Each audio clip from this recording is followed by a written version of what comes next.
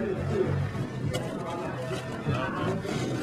this is Mark with Eastern Border. We're up at Stratton Mountain at the on-snow demos. I just rode the Libtech T-Rice 157. It's got Magnetraction and Banana, so it's a rocker board. Unlike most of the rocker boards though, this one's really good on hardpack and riding, good for carving. It's a little bit stiffer than some of the other boards, but really stable at high speeds and really fun, really snappy edge to edge, quick edge to edge, and really stable.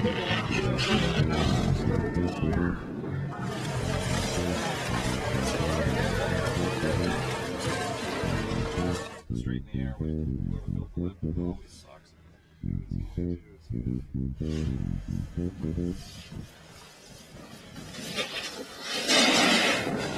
Hey, how's it going?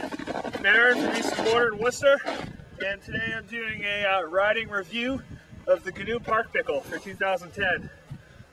This board's super fun to ride. It uses Mervin's patented banana technology, which for those of you who don't know is a reverse camber technology, where the board is actually, well, bent like a banana, or in this case, a pickle. So you have reverse camber.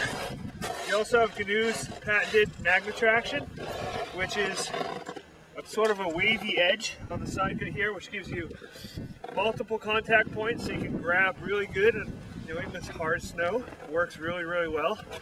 The other unique thing about the Park Pickle that the Skate Banana doesn't have is it has a deeper side cut on the heel edge.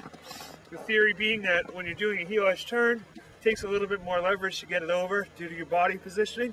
So by adding a deeper side cut, it makes that a little bit easier. All in all, I'm loving this board. It's super fun. Rides really good in pretty much any snow condition, especially even in powder. You wouldn't think of a park board as a powder board, but with the reverse camber, it works really, really good. Definitely one of my favorite picks of the year.